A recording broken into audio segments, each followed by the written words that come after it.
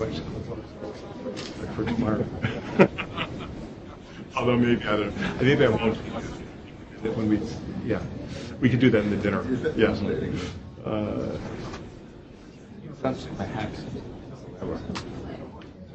it's really effective or not. It's a question mark. Exactly.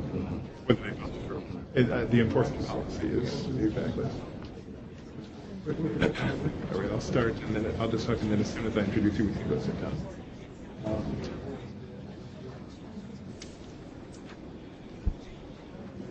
Welcome, everyone.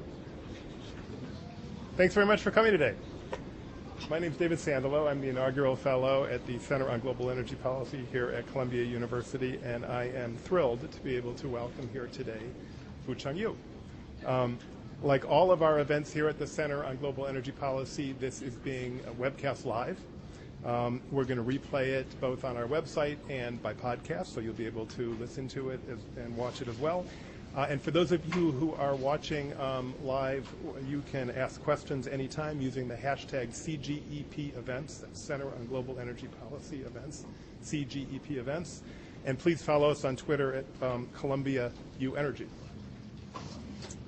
So Fu Chengyu needs no introduction to those of us who study and work on Chinese energy issues, but he's currently standing member of the 12th Chinese People's Political Consultative Conference National Committee.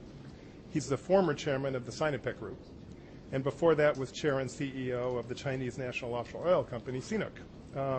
As such, he ran two of the largest companies in the world. He's also a member of the UN Global Compact Board. He has 40 years of experience in the petroleum industry. I was Googling some of the awards and recognitions that he's won. It's quite remarkable. Time Magazine named him in 2005 one of the most influential people in the world. The Harvard Business Review called him one of the best performing CEOs in the world in 2010, and Fortune named him Business Person of the Year in 2011. He's a graduate of China's Northeast Petroleum Institute in 1975 and received a master's degree in petroleum engineering at USC in 1986. So please join me. Welcome, Thank you very much. Thank you.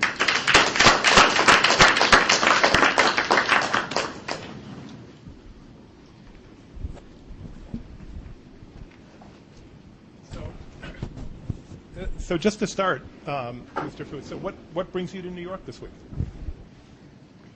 That's my purpose for the trip to New York is attending the UNGC board meeting. UNGC means UN Global Compact.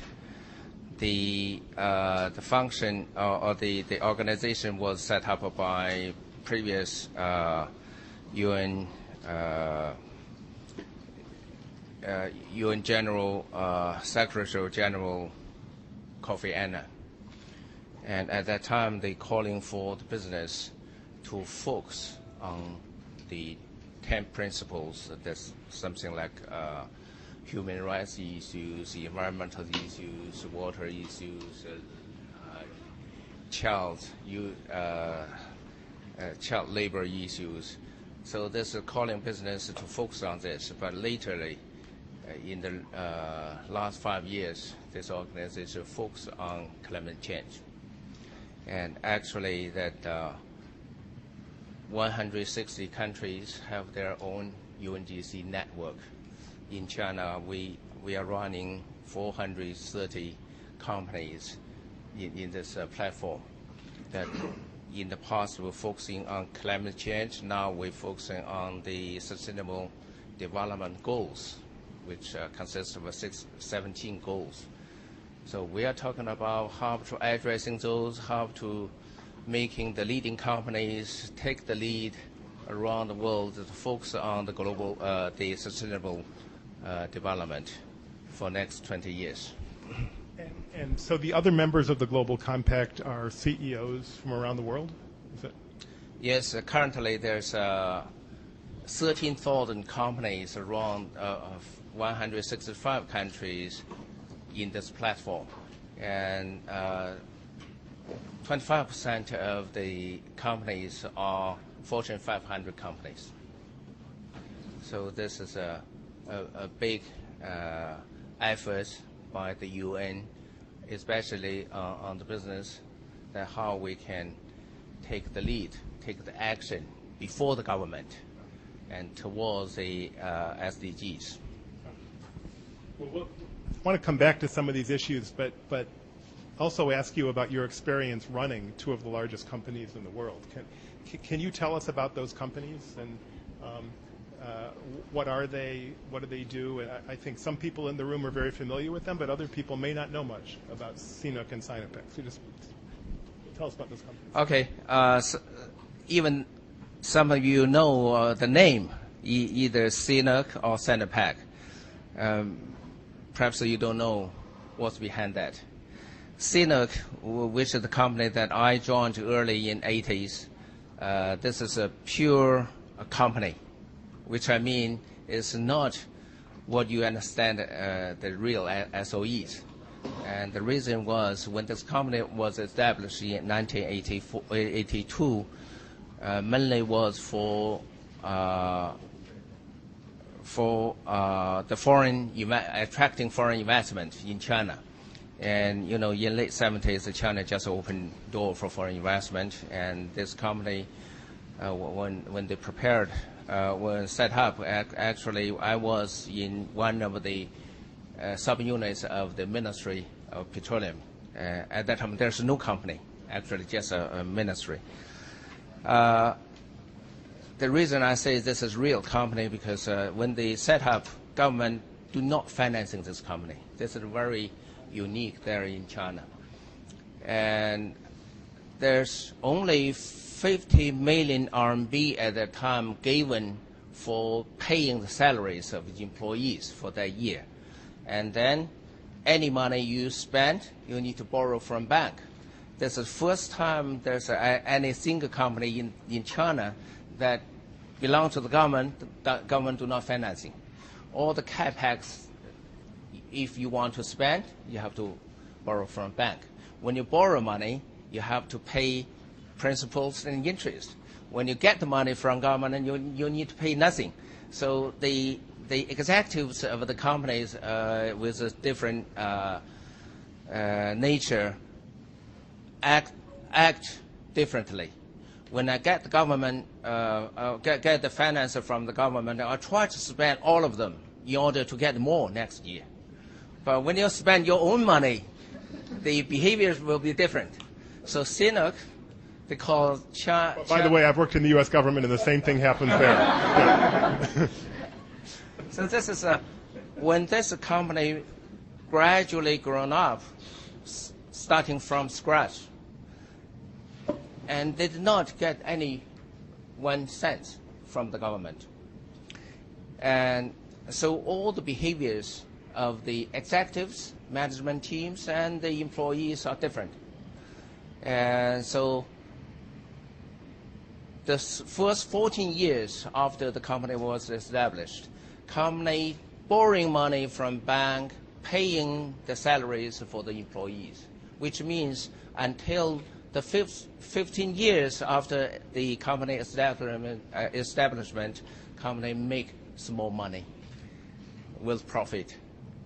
And so until the year 2001, the company being public, listed, and at that time, the total capex is about $6 billion. When I left the company by 2011, the market cap is 100 billion. And so when I leave this company, I go to another company which is much bigger than CNOOC, called Sinopec. That's a real SOE.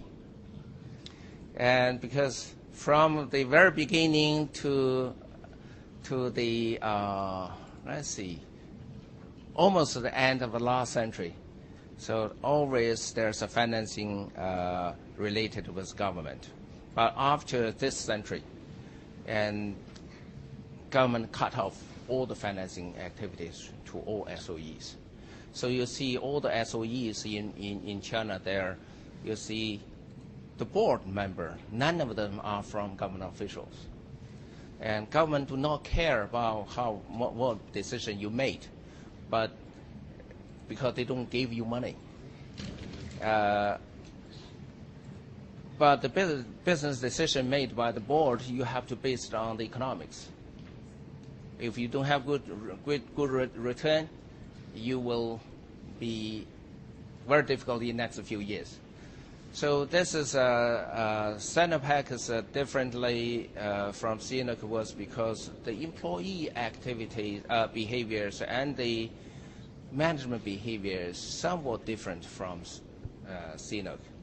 And because they thought, even the management thought they are officials of the government. Actually, no government official recognizes, including myself.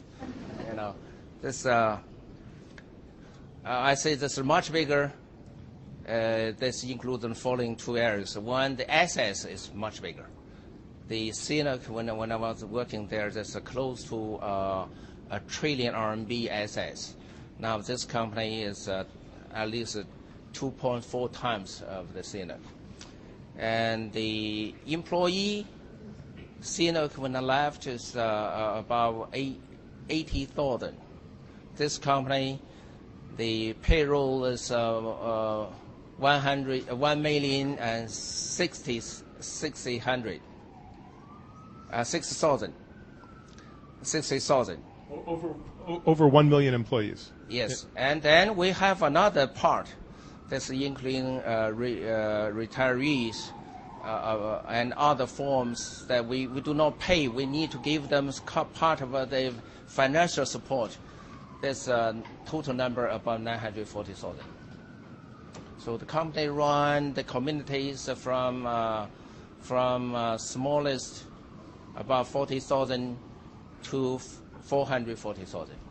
So that means that different communities like a big city, and you run the city, you pay everything for the city, for the city, waters, electricity. So this is quite different from CNOOC. CNOOC is just a real company. So this is a lot government functions given to the government, to the company, but government do not pay for anything about this.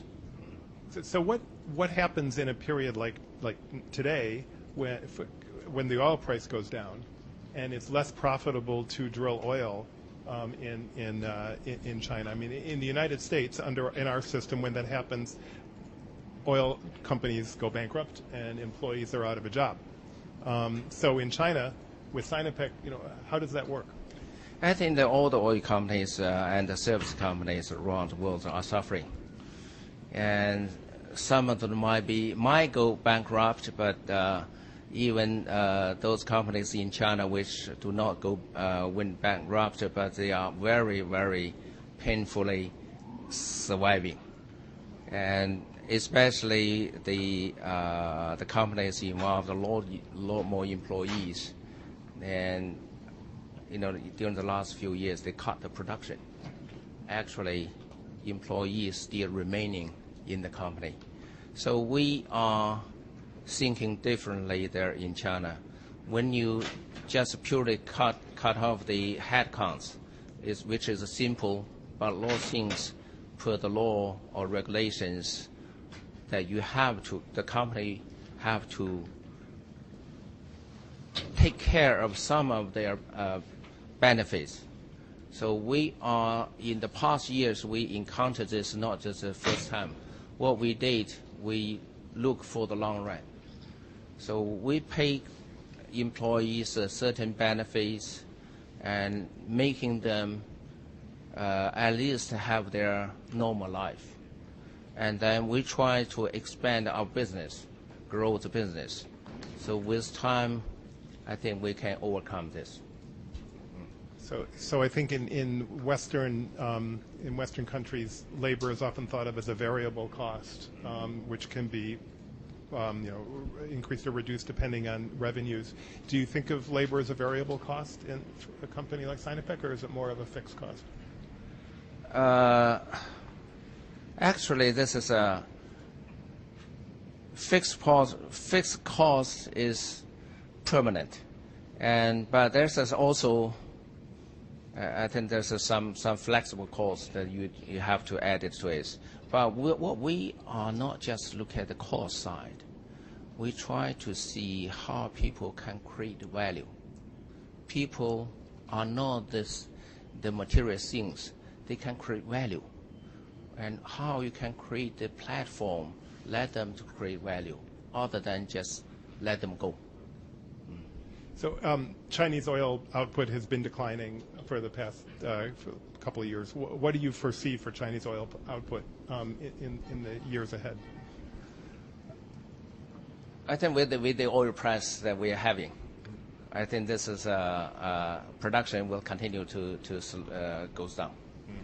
And because of the cost, domestic costs with aging fields are normally higher than oil price. So in the next few years, maybe just, I cannot say how many years, maybe 2 or 3 years, with the low oil price somewhere around like 50, 40, 50, I think there's a production, domestic production will continue to go down. But importing of the crude will more. So you see last year, this year, import is actually grow very fast. This is one thing. The second, because when we import more oil, we actually cut down more coal. Coal consumption has cut down very sharply. I want to come back to coal, but on the production in the United States, there's a dialogue going on about how high does the price have to rise for oil in order for production to come back. You know, some people say 60, 65. There's a debate going on, or a discussion going on about that. In China, is there a similar discussion? And what type of oil price do you think would be needed for production to start leveling off or even increasing in China? At least $60 per barrel $60 to keep or maintain the production going. However, this is not easy, not like the previous round of the low oil price, just because of shale oil here in U.S. You see the oil, shale oil cost per barrel somewhere around 40. If you look at the average, maybe just 50, below 50, no problem. Above the 50, I think you have a surging of the production and the dragging oil price down. So we are thinking that we will suffering for next few years continuously. Are there reforms underway in the Chinese oil industry now, or do you think there's a change in the structure that will be happening? That will be quite dramatic changes in the next few years, especially with a low oil price environment. And you look at the oil companies with such a low oil price, they cannot survive for long, and they have to do something differently, restructuring, and how to further cut the cost. I think there's a tremendous rooms for the oil companies there in China. Even the energy companies in China, they can continue to cut the cost and can run the company more efficiently. Do you think more and more of the market will be handled by private companies as opposed to the SOEs in the years ahead? In the energy sector, especially the oil sector, will be taking time because this is a high risky industry, more intensive capital needed. So normal private companies, they cannot afford for such risk, and they mobilizing so much capex.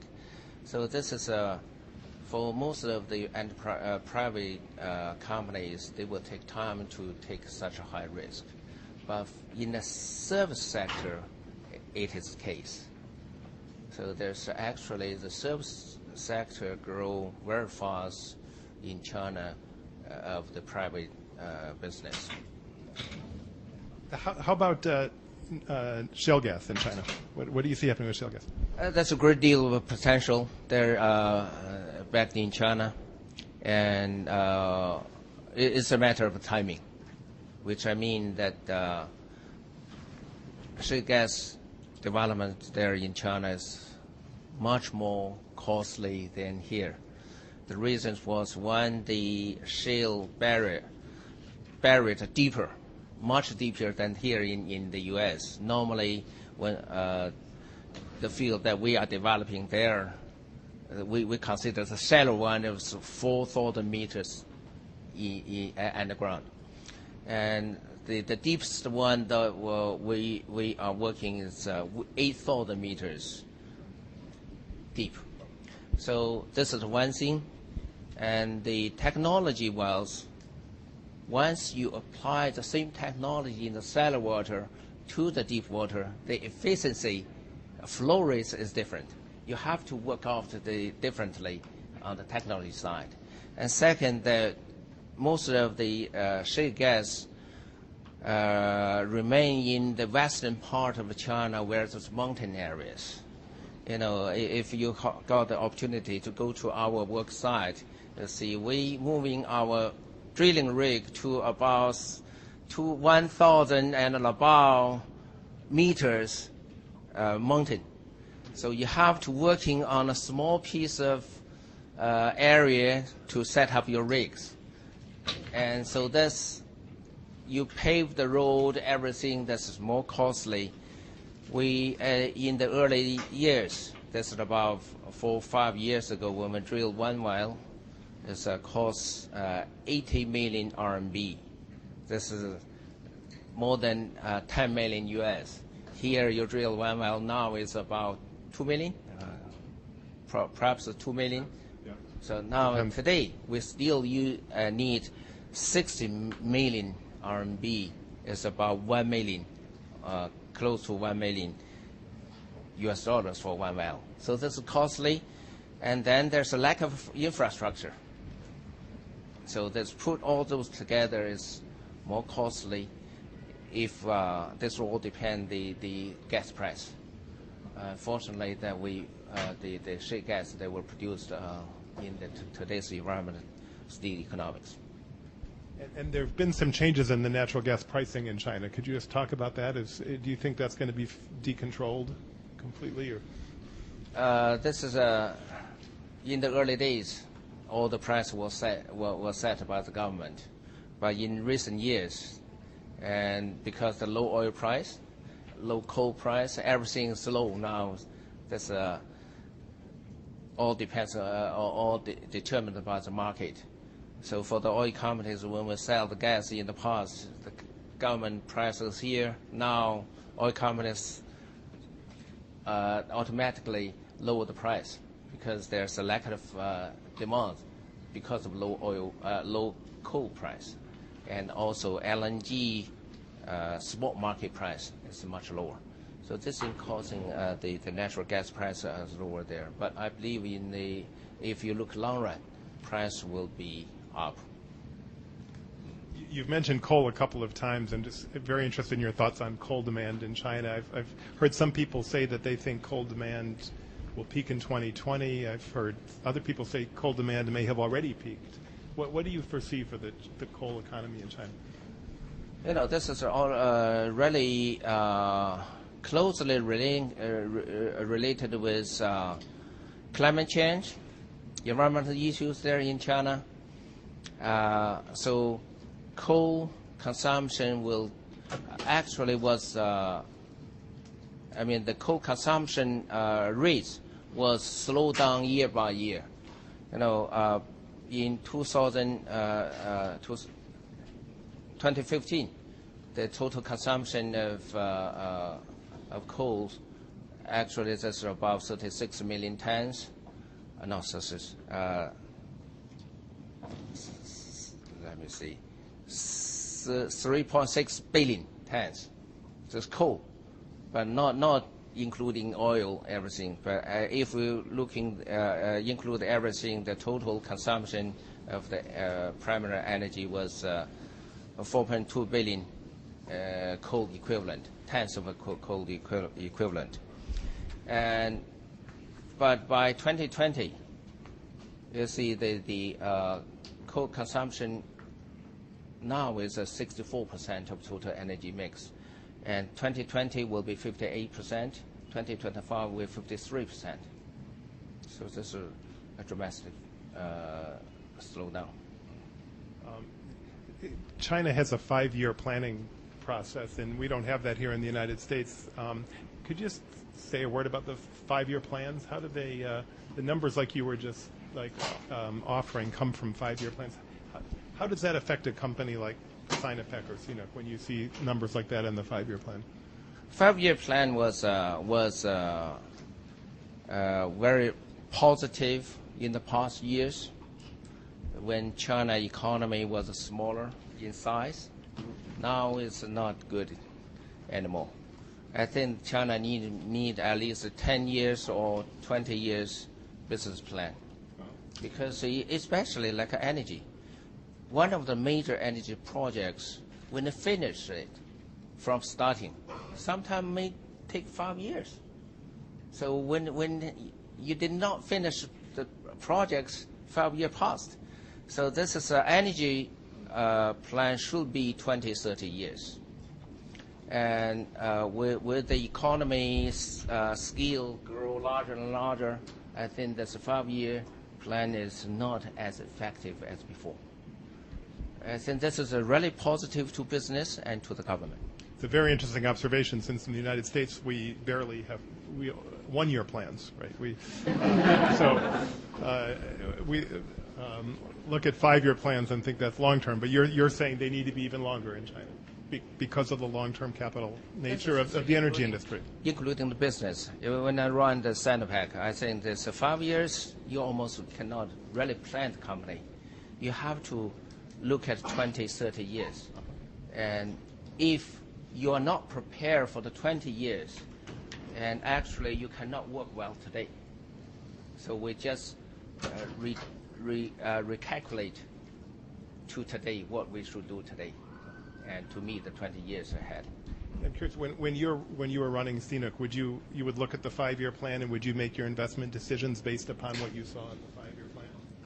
Actually, as in energy sector, we are planning longer than the government. Yeah. So all our business, the annual business working schedule are based on those plans. But we can, from time, we readjust those plans from time to time. But you have to have a target. How about renewable energy? China has more solar power deployed than any country in the world now, more wind power. Do you think that's going to continue to grow? This have to be. One, that environmental issues are quite serious there in China, and if so, not just say 10 years ago, even 7 years ago, when you talked about this, not many people really pay attention to this, including some of the government officials, even though they are working on this area. But now it's totally different, because ordinary people feel they are impacted, and not just themselves. There are our next generations also being impacted. So people themselves really keen to the environmental issues today, and the government issued the ever restrictor regulations on the air, on the soil, and the water. So this will become a fact that the companies will spend more on environmental area, and also this is really related with the climate change. The CO2 discharge is from next year. The whole country will start the CO2 trading. And 4 years ago, we started 12 projects in 7 provinces, and now they spread to all the country. And who is going to be subject to that emissions trading program? Is it all businesses or industry? I think all the business will be involved. In the early days, that not many companies are really well prepared, but they have to do quickly in the next 1 or 2 years. My understanding, there's only Sinopec that we using 4 years to calculate how much CO2 we discharged each year. And in the last 4 years, with the trading system, every year we're making from 30 to 40 million RMB profit, because we know our discharge volume, we know how to cut and reduce those CO2 so you can sell out your quota. So you've been doing that at Sinopec for 4 years? Yes. Very interesting. We set up a special group of people working on this. You know, CO2 discharge from different facilities is differently. So you have to calculate based on your facilities and develop the method which has been recognized by UN, by government officials. You cannot just develop by yourself to say we use this. No, they have to be recognized by third party. There's a debate in the United States about climate change politically. Is there any debate in China at this point about the nature of climate change? Yes, it was in the early years, but today I don't think there's any debate. I think everybody agreed that we just go ahead.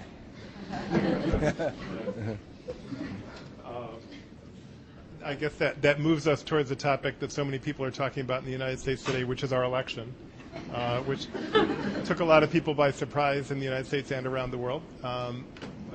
What's been the reaction in China to the U.S. election results? I don't know about the reaction of China, but I know what I'm thinking about this. Actually, this is quite interesting, and this is making the people around the world rethinking what's happened around the world. And this is not just a phenomenon happened in U.S. If we see earlier the Brexit from UK and what we are seeing next, I don't know, maybe Italy, France. So such thing will be happening not just here, will be the world phenomena. And right or wrong, happen or not, it is fact. So what causes it happen? So this is really either from business side or from the political side. I think people need to think what's make this happen. And if you look at the last 10, 20 years of globalization, and we don't see many countries are winner. Few countries, including China and US, not many of the countries are loser. When majority are loser, you see what will happen. Protectionism, anti-globalization, that's natural. And then if you look into the inside of each country, you see richer and richer, poorer and poorer. This is not one country phenomenon, almost everywhere. But not many people really pay attention to this. And so in US, during the election, we see a lot of interesting things. Because we are not living here, we don't fully understand what's happening here. We're just trying to understand and love it. So why let's do it this way? But there's something behind this happen. And I think the elite not being really supported or accepted. And because a lot of people, you see middle class become smaller and smaller. But nobody really pay attention to this, take actions to promote this. And this is happening everywhere. But this will not sort out for a few years. I think such problem will continue, and protection will be more and more. And then whoever is in this position, I think they need to satisfy their people, either namely or with some real benefits, but they have to do something to satisfy their requirement. So this is really becoming, will cause a more harsh environment for the business. So this morning when we talked about the sustainable development goals, I said this is not just a business issue, it's a political issue. But businesses can do something to prevent this happen and to get to secure more jobs, create more jobs, especially in a bad time difficult times. If business just simply say, I just want to make my job easy, I think the world will be worse. So not just politicians need to take the responsibility, business also need to take the responsibility, especially in bad times. We all have such responsibility that we have to take on our shoulder. What is the impact of globalization in China today, do you think? Is there suffering in China in the same way, or is it mainly a benefit, or what? And what are the differences regionally in China as well? Is it different in the East and the West? China realized this issue, I believe, earlier, especially the leaders there. This is a few years ago. China realized that when the protectionism become severe, and China really realizes that China is one of the major beneficiaries from the globalization. But how you can make more countries being benefited. Otherwise, you cannot continue your benefits. So this is what China realized, and then what they're going to do to really share, making other countries to share with you of the economic growth. Based on this, China initiated the call One Belt, One Road. And this is based on two scenarios. One, as I mentioned, globalization should be shared by more countries. So China being the best, the beneficiaries, that China needs to let other countries to share of their growth. So that's one initiative. And second, that look at the global economic growth. Actually, in the last few years, there's a very, very slow growth. And U.S. is perhaps one of the best, but still very slow growth. European, we're concerned very much. Japan, we don't see much growth there. And you see the emerging countries, they also slow down the economic growth. China slow down. So what the forces can driven global economy? So One Belt, One Road. This is two purposes: to share with China's growth and making more countries and being or shared with China. And also, China economic slowdown, and the 1/3 of the total contribution to the global economic growth by China, they cannot get more. And so by this one Belt, One Road, I think we can got another driven force for the global economic growth. In a moment, I want to ask for questions from the audience because we have a lot of expertise here. But this, on the Chinese economy, do you think the Chinese economy can sustain the 6 to 7% growth rates that, over the course of the next couple of years? Okay, this is a question asked by Chinese themselves quite often. They ask it almost every time. But when I participate in some of the forums, I always emphasize the percentage is not important to China. Quality. You see our percentage is pretty high. And, last 35 years from 1978 to 2012, the growth rate is about 9.8%. And after 2012, and 13 is about 8%, and 2012 is about 7.45, and then 2005 is 6.9, this year to 6.7. It's still very high, but what the problem we were having? Environmental issues, resource. We spent much more resources or energy to generate per GDP. capita GDP than U.S. This is not a good thing that we've done. So quality is number one. It's not the figure. If, say, China have 5% of GDP growth with good quality, it's very good.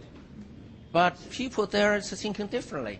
They are worrying when there's even 1.01% job. They are worried, especially government officials. So we need to focus on quality, not just quantity. And how we can change this? Because we have a lot of potential challenges there. And mostly you know there's like real estate issues, debt issues, liquidity is maybe causing further problems, the cost too high, environmental issues. So what this can be done through reforms, change the growth pattern and restructure or change our economic structures. This will take time, not just a few days. Government, this next few days, there's something different from their mind that they are worried. So they take another action, which is not good. So we need to focus on the current course, the setup of a government, which is very good, but we need to focus on it. So one other question on the economy. There's a lot of attention to the overcapacity issue in China right now across various different parts of the economy, including in the energy sector and the coal sector. Do you think that will be resolved in the years ahead, or how do you think that will be addressed? This is actually put in the 5-year program. I think this by 2020 this has to be resolved. And I just heard early last week that the government claimed that they can early finish their targets this year for this is cutting the overcapacity, especially on the steel and the coal. But this is based on quality, even cut the total capacity. You know, this is in some the management will do their business this way. They give a certain reason, like a province, a certain quota. How we do it, that's your problem. But sometimes we find out the good companies being cut off. And the capacity with severe pollution or discharge pollutants may be still there. You know why? Because local government, they have their own thinking. If you pay more tax, even with the more discharge on pollutant, I will let you be there for some time. So the local interest is very important. So this is something that we have to working very hard on this area. Well, thank you. Let me invite anyone from the audience who would like to ask a question, and I think we have microphones. And if you could please identify yourself, we'll start with Mike Eckhart.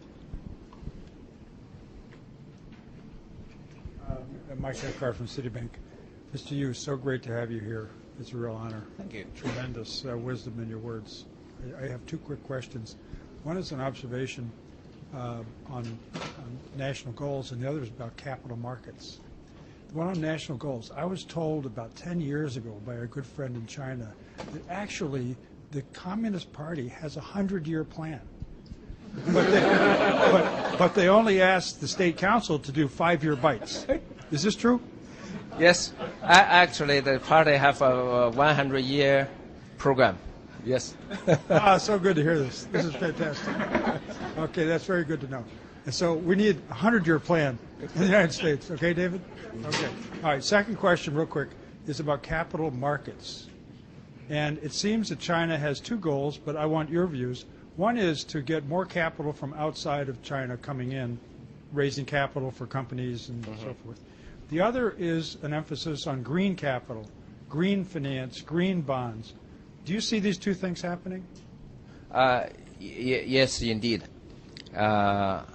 Actually, you know, this is the government have their own thinking However, the policies, when they make the policies, make it happen sometimes just opposite to their own thinking. And the reason was, they have too many dimensions or goals they want to establish, they want to fulfill at one time, which is not possible.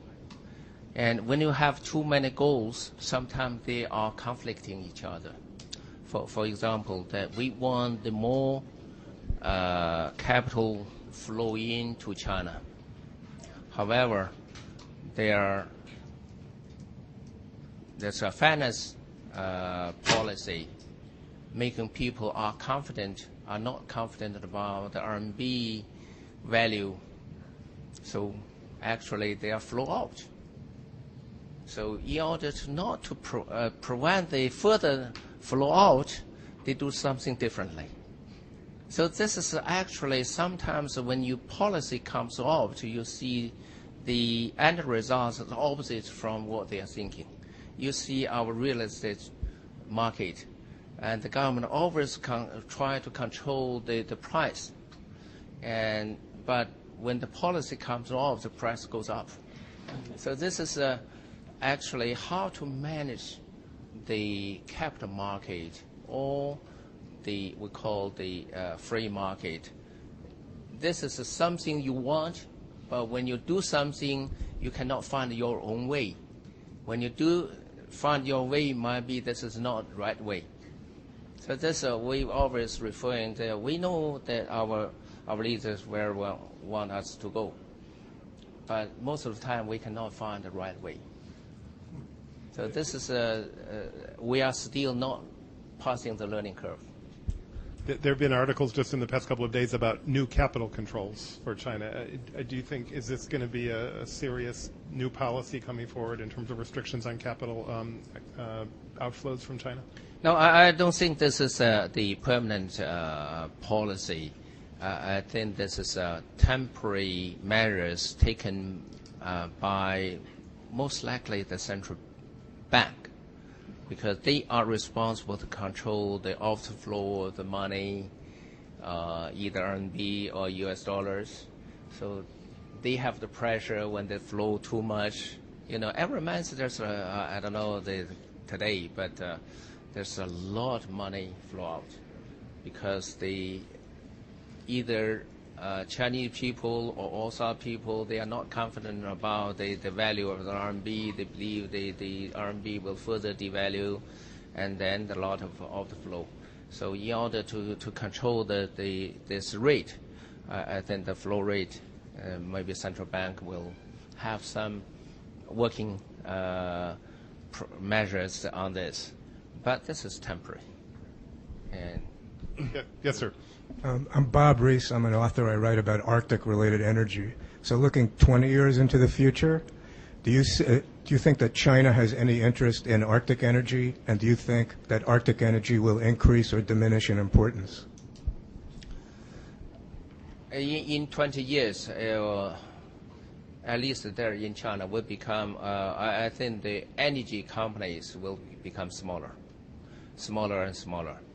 And the reason was the green energy will grow very fast, and the new technology will grow very fast, and the cost of the either renewables or we call clean energy costs will be further lower down, and especially at the user end, and distributable energy distribution will be differently from today.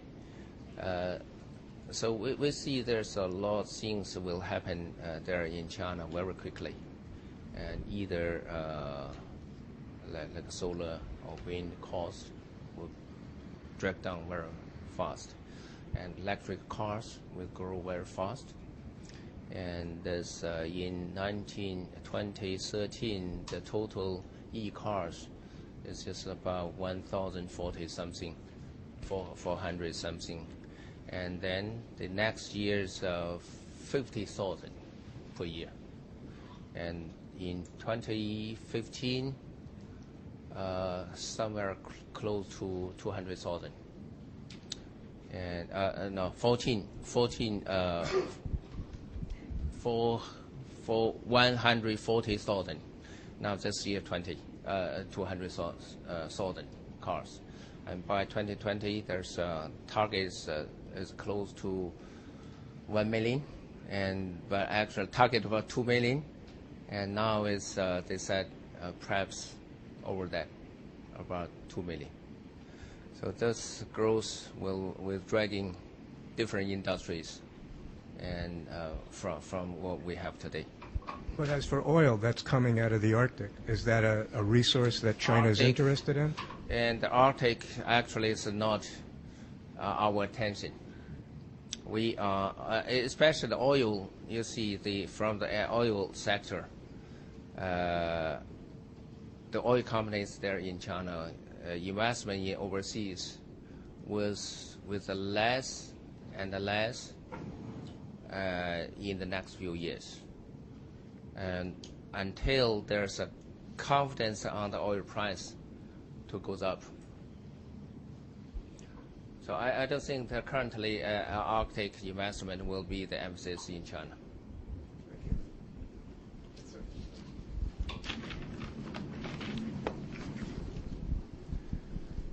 Welcome to New York, Mr. Fu. Thank you very much for your commentary. You referred to... Identify yourself. My name is Rob Judson with Griffin Capital. We do work along the Silk Road. With regard to your reference to the declining consumption of thermal coal, is that part of the COP21, China's COP21 commitment? Is that the decline in thermal coal consumption to reduce CO2? Is that? Yes, this is the commitment the government made. Okay. So in the longer run, which you've addressed poignantly, to what extent do you see China's demand for energy satisfied by your neighbors to the north, Russia and Kazakhstan to the west? With the current contracts with either Russia or Kazakhstan, Turkmenistan, I think this will continue. But domestically, I believe there will be tremendous rooms to make improvement on the energy efficiency. You know, the energy consumption, intensity of energy consumption there in China is much higher. It's about 2.2 times over U.S., 2.3 times, 2.9 times over European. So there's no reason that we should cost us so much energy for per capita GDP. And energy efficiency will be the number one emphasis there. I believe we can cut off from 30% to 50% of energy consumption for per GDP, and we will continue our GDP economic growth. So when I was there in the company with Sinopec, we started an initiative called the energy efficiency, doubling energy efficiency by 2025. I believe we will not take that long to meet that target. How do you do that? This is a very simple. You know, our industry technical criteria is low. This is the criteria was made during the 80s, but we're still using this. If we promote our technology standards, and this will be certainly costing less energy and discharge less pollutants. So just about 2 years ago, 3 years ago, we started this program. You know, it's very simple. We changed some like pump, just pump, and motors and boilers with high quality, high grade of technology, and the energy consumption dropped down sharply. So this is not very like a rocket science. Just simply you just spend more money to do it. So government need to put more pressure on the companies. So I just always calling the government and the good business companies are not being helped and grown up. There's always being pressured, and then they will grow up.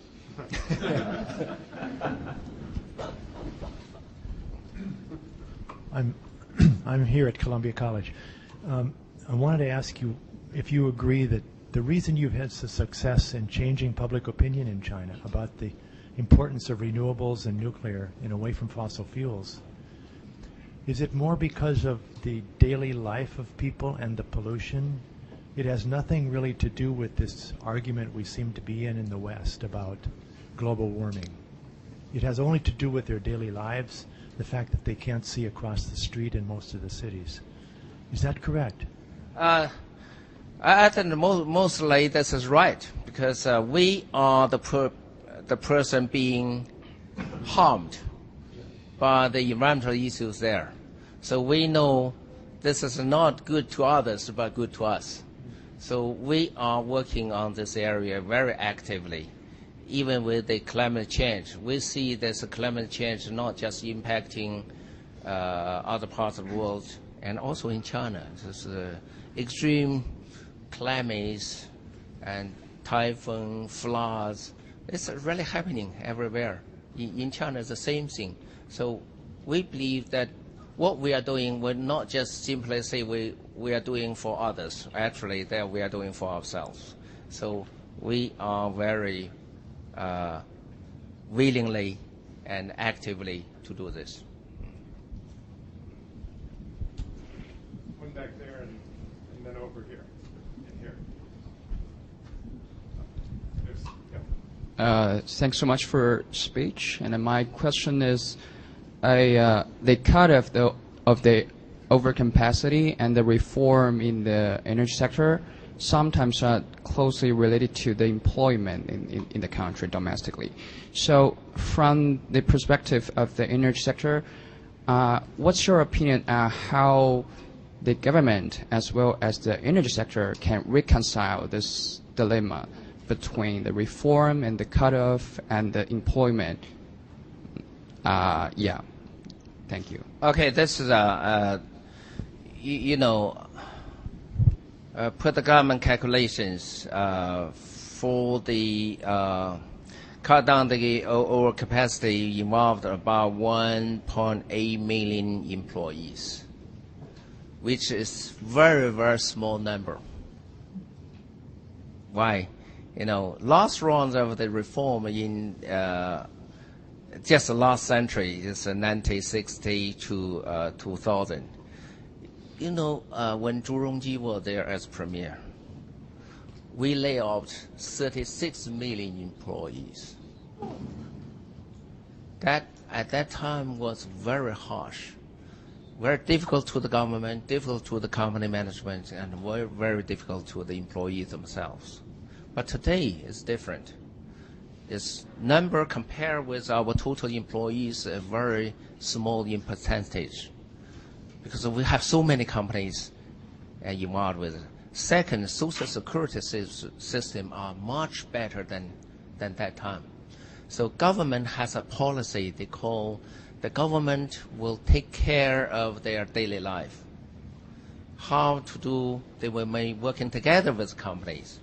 So what I did in Sinopec, actually that was happening in the past few years already. We gave our employees minimum payment for their daily life. And then they may not work in their post. Some may go back home, but they get the pay. However, you see this is it's not easy to understand because this does not promote any efficiency. But we have a lot of, when they're working there, they're working on the companies which is losing money. So our sub-units, they are losing money from 100 million yuan to 1 billion yuan. From those companies that keep running and keep losing money. When you pay the employees and shut down the operation, you may just be using 10% of the total loss. So you are gaining. So this is the way that we treat our employees differently with our unique features there. If you keep running those companies, they really keep losing money. So we just shut down the operation. What we say, we take care of the employees, but we do not take care of the business or the companies. So by this way, we will giving some lead time, say 3-5 years. I believe the business will become better, and then with the government, they also find the new jobs, whatever, give them training. So just making employee have their normal life. Don't make them no way to go. Otherwise, you cannot have a better life yourself.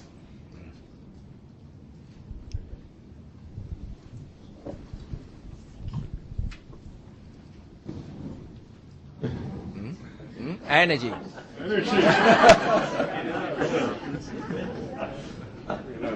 Thank you.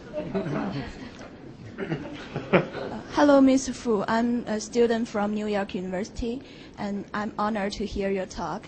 I have a question that we know that Chinese government has set the ceiling price to keep the oil price to a relatively low level. So, but this caused a problem to some sub-companies of Sinopec because, so many sub-companies has experienced a deficit during the last several years, and your successor, CEO, even says to some sub-company leaders that if they do nothing, they will the Sinopec will have less loss than they work hard every day, because some activities like develop shale gases are really costly. So with your experience, what do you think they can do to improve this situation or make the company sustainable development? Okay, I just gave you some of the new information about the pricing, which was controlled by the government. And for the oil price, when we're importing, and this is not controlled by the government because we imported from international market, but only the price was controlled by is gasoline. The oil products. That was in the past. And actually, this is actually from 2012. Government gradually using a formula that just get the local price similar like a international price. They're using Singapore price, but there's a differences in timing. In the first 2 years, there are about 10 days delay. That we call the dragging time. Now, 5 days, and perhaps 2 days. So almost the market price. But when the oil price was high, over $100 per barrel, the refineries are losing money. Now with the current price, refineries make a big money, and just because the products, pricing of the products is relative to the market. And government, you see each time from now, from time to time, the government make announcements. So maybe a few days they said we are not either uplifting or cutting the price because the international oil price remain no change. And if there's a 5% drop or above, so the local products price will change accordingly. But there's a timing lag. And efficiency, I think this is all related with efficiency and the creativity of the employees. And so there's tremendous rooms that we can make improvement there in China. We see there's too many employees in each company, but the management to think employees always can create value. How you can train them, promote the productivity, and or transfer to your value chain of the different part. So there's always rooms, but we did not do a good job. I think this is something we should do better. So a question here, and then in the back of the room, and here. So we'll go in that order, and we're just about out of time, so we'll take a series of questions in order. So why don't we take two from right here and right here together. Thank you, Mr. Fu. It was a very interesting talk. So I am an environmental engineering major student at Columbia, and I have been doing research on carbon capture and storage. So the CCS technologies has been used in enhanced oil recovery and coal power plant carbon capture. And how do you see the development of CCS technologies and projects in China? And do you think it can be a competitive alternative when compared with renewable energies? We have been doing this for quite many years, but our emphasis is not a CCS, we are CCSU. We put U at the first priority. We believe that storage for long run is not a real solution. We know earthquake. If we bury everywhere around the world, if there's an earthquake, I think that's a big disaster. So this is something that even though the utilization of CO2 as a resources is in a pretty early stage, but we should targeting for next, say, 30, 50 years. I believe technology always be there with utilization. When you have the opportunity to use technology, there's always progress making technology sharper.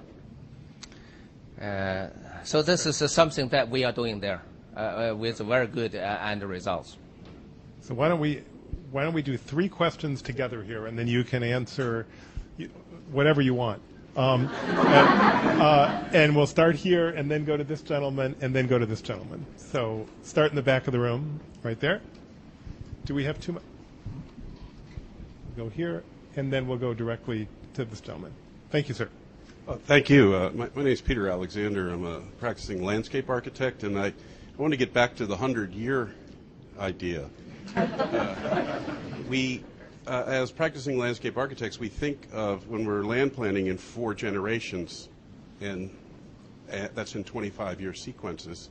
Luckily, we're all getting older, but I do think that also a twig, we can look at a twig and figure out what it's going to look like in 100 years. That's the other part of our profession. But I really think the Dewey Decimal System kind of thing of where are the resources, what are they in each country, and particularly in China. I think the United States and China are very similar. And in the future, if we share our resources, I think we're going to be in better shape. We had a thing called the Resource Conservation and Recovery Act in 1980 here. Do you have something similar where you're trying to decipher what the real resources are? Well, we hold on that, and then we'll go to you, sir. Yeah, hi, my name is Neville Kleins. Thank you very much for an interesting discussion.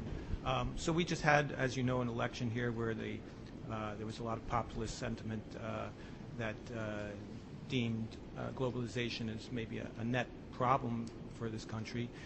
You mentioned that the U.S. was one of the winners, and so I'm just wondering if you had been running for president here, how would you have convinced the American people or those who felt that way that they were wrong? All right, one more question. Thank you, Chairman Fu. My name is Shang. I'm a used to Columbia student, and I'm a physics scholar here. Question bring back to the energy sector, something related to this energy security. In the beginning of this century, we see a lot of oil and gas companies in China going out, buying a lot of resources to secure our continuous growth of the economy. Now, as you just mentioned, the economy is going down, maybe due to the restructuring, and the energy efficiency might be improved. So do you see in China's oil and gas industry there is oversupply or overcapacity going on? And if there must be a choice, would the government or the oil companies, state-owned oil companies, being sacrificed energy security, domestic energy security by cutting off those old-fashioned domestic production, or they might be not buying more from the international energy markets? Thank you. I just answer your question first. I think this is very natural that when any country they run their economics, they will see the efficiency first. And you see that we are not that efficient using our energy, and all our productivity in different industries are not as high as we believe, or as our capacity is there, we did not do a good job. So China will first focus on promoting their efficiency, and especially energy efficiency. And then we try to buy energy from our side. And now actually we're doing the two things parallelly. And this is natural because this is not talking about globalization, just for any of the countries to meet their own needs, they have to using their own resources and then international resources simultaneously. Whatever the case, I believe China still will do tremendously improving their energy efficiency. And either from coal. Coal is a very important there in China, not because they are our primary energy mix is 64%. But you see the technology growth there is very, very encouraging. So we have three coal power generation plants using such new technology already. The end results can compare with gas, natural gas, either from energy efficiency or from the pollution discharge, can compare with gas. So with those technology, you see if we can spread in next 5-10 years to all the coal power generation, that will be tremendously cutting the energy consumption. So this is not just in this area. I think in all the manufacturing industry areas will bring a major change in about 5 years with digital and we call smart making, or and also the big data. So those will change a lot in the old industry. And concerning the how to better use the resources, China has a lot of less resources than in U.S. I think China and U.S. can work together and can both promote the efficiency on energy sector or resource sector, and also promote the technology. A lot of technologies here can be used there in China. Actually, our private sector, private business, they brought a lot of technology back to China. You see our energy efficiency. Last year, the per capita energy consumption dropped by 5.8%. And if we cumulatively look at the last 5 years, 18.2% dropped. A lot of technology was brought up by private sector from US, from Europe. I think there's a tremendous room, not just the energy sector, but also the economic cooperation, and that can benefit the two countries. Never thought, never dreamed of the running election there in U.S. Even there in China, I never thought about this. So give me some time that I'll answer this. I think about this. Sorry. Great. Well, thank you so much. I want to close with a question. I have one more question for Mr. Fu, which is some career advice for all the students out here. So we have lots of students, I'm sure. They're probably looking at you going, how can you help them find a job? But I don't want to ask you that question. Maybe more long term. You've had such a successful career. I wonder if you have any advice for our students as they set forth about how they should think about their career and what they should do, and what would you recommend as they graduate from Columbia and go forward? I believe those students from China, they understand very much about what's happening there in China. Innovation is become one of the major driving force, not just for business and also for employees. And lots of companies, traditional companies, they are not just manufacturing products. They are roasting makers, like in hair. Employees become a business, like a manager. They create their own business in the original business company. So once you either graduate or before the graduate, you can consider how to set up your own business there. The environment for the business are a lot better than before. You see a lot of youngsters in China now just setting their own business, and especially with the financial market there, it's very helpful to create your own business. And smaller is beautiful. Not look at the big elephants. Elephants sometimes may become 我们那个恐龙怎么说的了 ？Dinosaurs. So this is my concern in the past few years, always addressing to our employees and the management. So we are a big elephant already. If we don't move faster, we don't reform ourselves faster, we'll become dinosaurs anytime. Well, so thank you. As I mentioned, this full event is going to be available in a recording on the Center on Global Energy Policy's website and also by podcast. This is one of a number of great events that we're hosting at the Center on Global Energy Policy. Tomorrow, over at the IAB building in 1501, we have an event on sanctions policy and reintegrating states after sanctions. And then next week, we're honored to be welcoming the Secretary General of OPEC, Mohammed Sanisil Barkinko, on Thursday, December 15th at 9:30 a.m. Mr. Fu, this has been a great honor having you. Please join me in giving Mr. Fu a big round.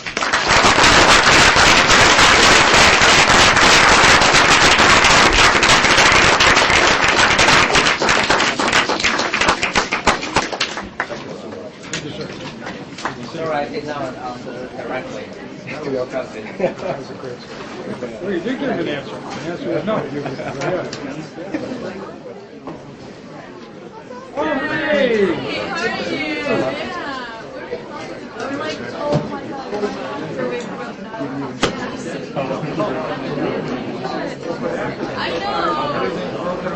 I know. Like we were talking about, like what wish we had to have in class, and you would do this. Maybe I'll have one of the tomorrow. It's current. Yeah. Maybe I should do an intro back to the class. A lot happened there. Great question. All right. And we went to the same.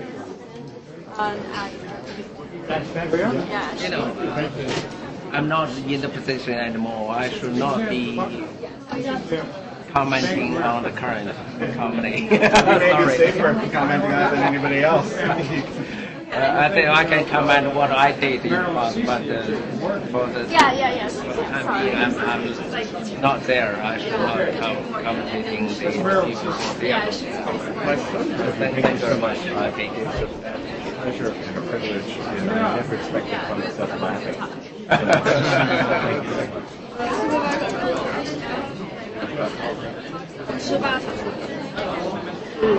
Karen, do you know from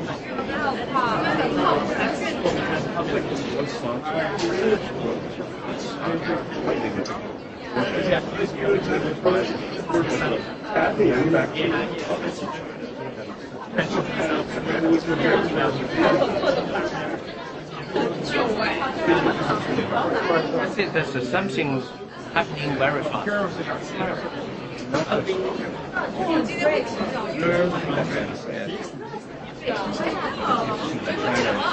Exporting a lot of production. Many industries, whether not hard industries. Bye-bye.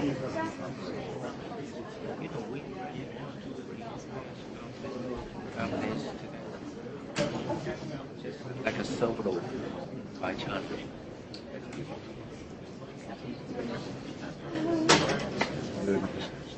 Because it's so important that people understand that One Belt One Road is not about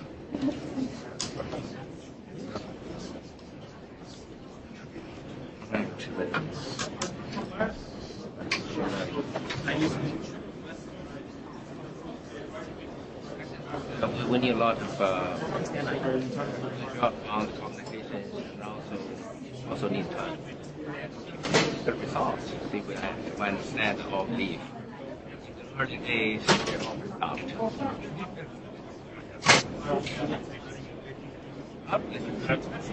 You have a book you want to get Nathan Baker. Yes. The other way. I gave it to the course as a way of organizing my thoughts. No, I haven't written it. Okay.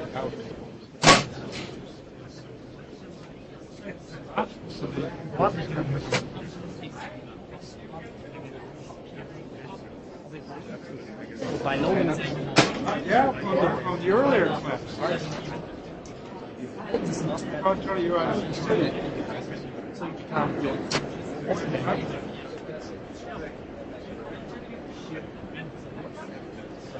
at the end of this year. Oh, it's 1 month now. Oh.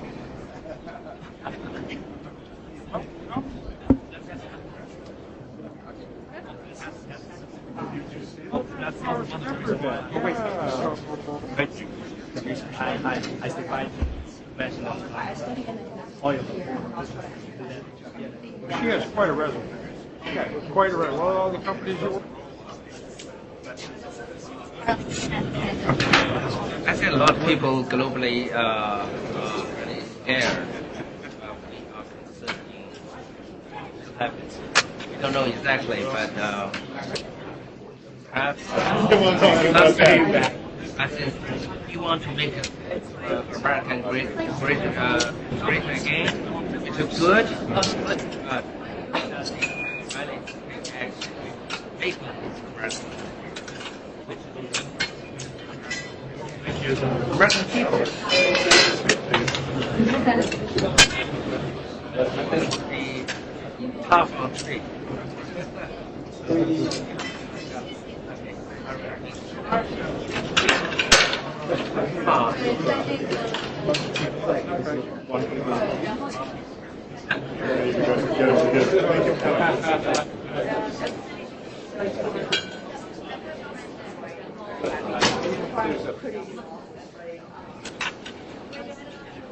In a minute.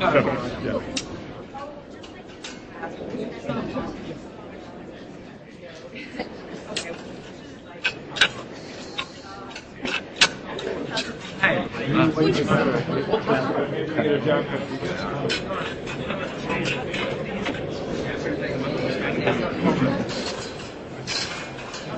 Europe, not so good at Hong Kong is growing.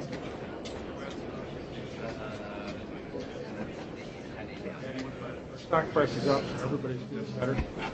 Hey, look, I can see you. Thank you for your help. Yeah, we're all feel better.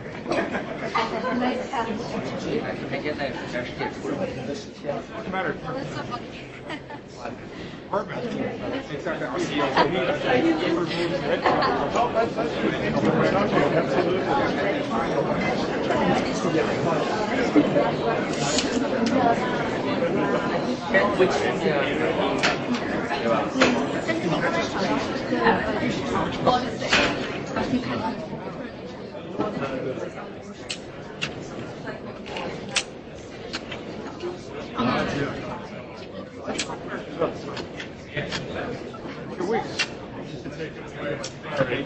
Sorry, like, I haven't really asked my question yet.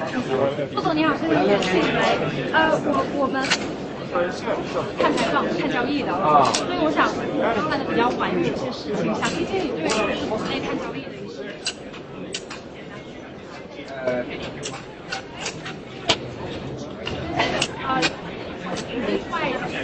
外资看市场的那个。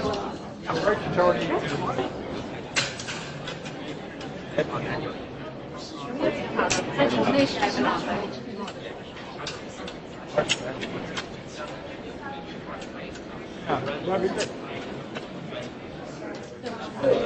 I can't promote my stuff.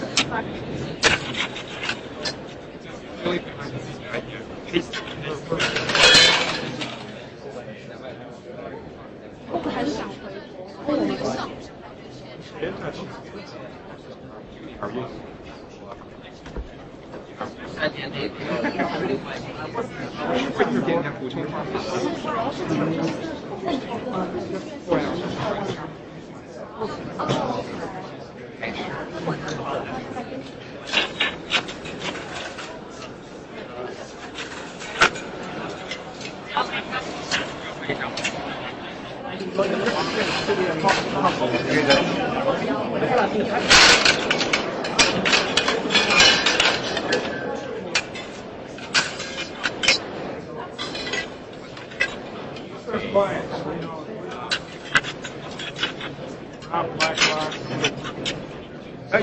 哎呦，谢谢你。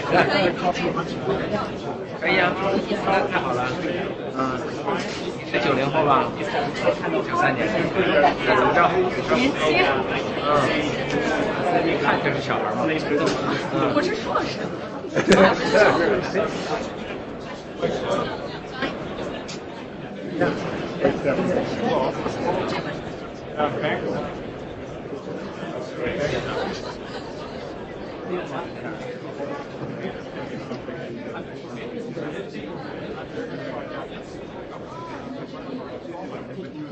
还要时间吗？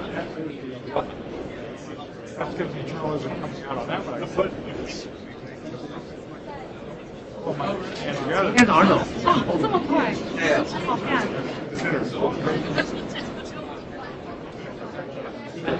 So, yeah. Their environmental obligations sold off.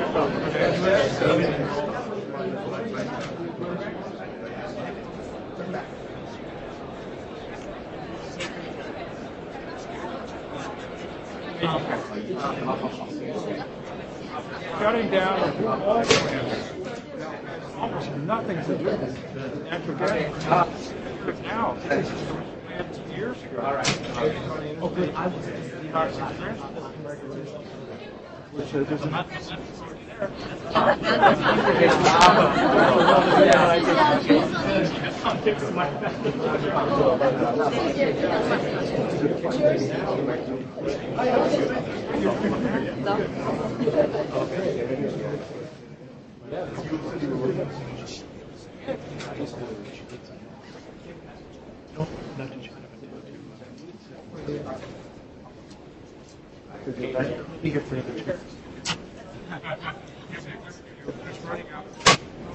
Okay.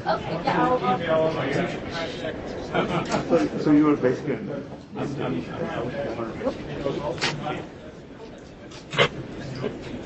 not saying they.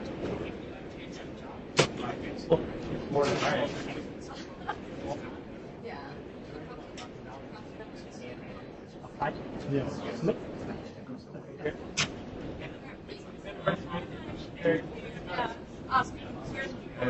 Yeah. Okay. Do that. Yeah. You're doing something. You got that. The lead startup person in America on energy issues. Son. Yeah, what's the damn thing you could do? And all Reagan could do is cut the R&D budget of the DOE. I suppose if you have, if you don't have a,